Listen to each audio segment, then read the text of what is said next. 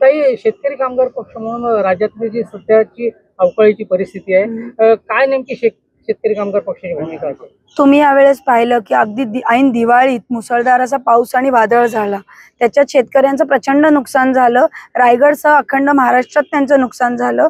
आमचे नेते आणि पक्ष संघटनेकडनं आमची मागणी आहे की या सगळ्या शेतकऱ्यांना सरसकट पंचनामे झाले पाहिजे आणि त्वरित नुकसान भरपाई मिळाली पाहिजे.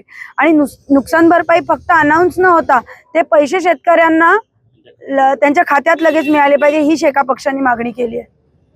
शेतकरी कामगार पक्षाची खऱ्या अर्थाने खरी मागणी ही आहे की जे शेतीचं प्रचंड नुकसान झालेलं आहे, त्याच्यामध्ये प्रामुख्याने भात शेती, जे आमच्या महाराष्ट्रामध्ये रायगड जिल्ह्यामध्ये एकमेव पीक आहे, त्या एकाच पिकावर आम्हाला शेतीच्या पिकावर, भात शेतीच्या पिकावर उपजीविका करावी लागते.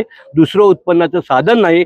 म्हणून ही अतिशय गांभीर्याची गोष्ट म्हणून आमचे नेते भाई जयंतभाई पाटील यांनी स्वतंत्र मुलाखत घेऊन सरसकट पंचनामे करण्याची मागणी केलेली आहे. आज आमच्या नेत्या चिवता यांच्या मार्गदर्शनाखाली आज आम्ही, आमच्यासोबत मानसीताई होते, गौतम शेठ होते, परेश शेठ देशमुख होते, आम्ही सगळे आमचे तालुका चिटणीस सुरेश शेठ घरत होते. आम्ही सगळ्यांनी शेतकरी कामगार पक्षाच्या कार्यकर्त्यांच्या माध्यमातून आज जिल्हाधिकाऱ्यांची भेट घेतली.